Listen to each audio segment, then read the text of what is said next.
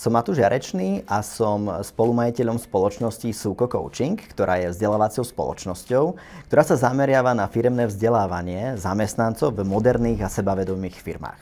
Takým našim základným krédom je, že vnášame dáta a zážitok do firemného vzdelávania. Pre našich klientov prinášame témy z oblasti soft skills, to znamená medziľudských vzťahov, komunikácie, spolupráce, prezentačných zručností, ale takisto im pomáhame aj s manažerskými zručnosťami a taktiež aj s efektivitou.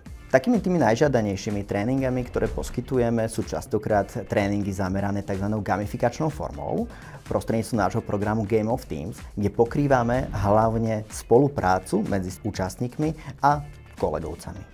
Medzi ďalšie naše témy patria HR témy, takisto hardskillové zručnosti v rámci industry managementu a taktiež aj design thinking, kde máme program Design Sprint, ktorý pomáha k inovatívnemu premýšľaniu pri nových produktov, kedy vznikajú tie produkty od úplnej základnej myšlienky až po nejaký skutočný prototyp. A to všetko v rámci jedného týždňa.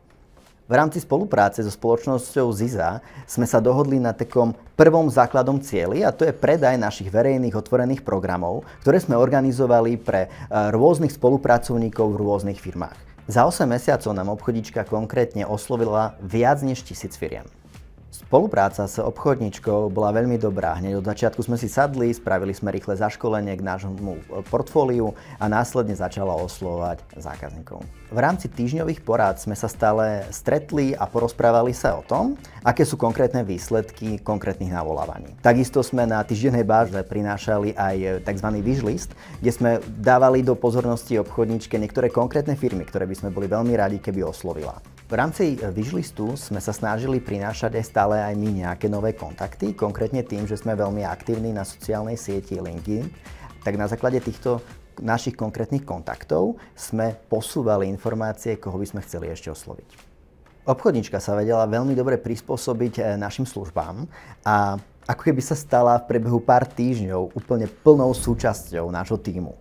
Máme veľmi dobré spätné väzby od našich už teraz súčasných klientov, ktorých vlastne obchodníčka oslovila, že bola veľmi príjemná, dokázala perfektne poznať terminológiu a taktiež vedela ponúknuť konkrétne riešenia. Na základe týchto otvorených dverí, ktoré nám obchodníčka zo spoločnosti Ziza SRO vytvorila, tak sme mohli následne nadviazať aj na ďalšie spolupráce v konkrétnych firmách. Môžem povedať na rovinu, že v prvých mesiacoch sme boli veľmi trpezliví. Snažili sme sa rozumieť tomu, že na vytvorenie dlhodobého vzťahu s našimi potenciálnymi klientmi je potrebné veľa úsilia a veľa síl. Práve na základe tohto sme boli veľmi radi, keď obchodníčka už po prvých mesiacoch začala prinášať konkrétne výsledky a z dlhodobého hľadiska vo 8 mesiacoch môžem považovať túto spoluprácu so spoločnosťou Ziza SRO za veľmi úspešnú. Teraz momentálne sme vo fáze, kedy všetky tieto otvorené dvere do tých našich firiem, ktoré boli oslovené, sa snažíme zužitkovať a stretávať sa na osobných stretnutiach.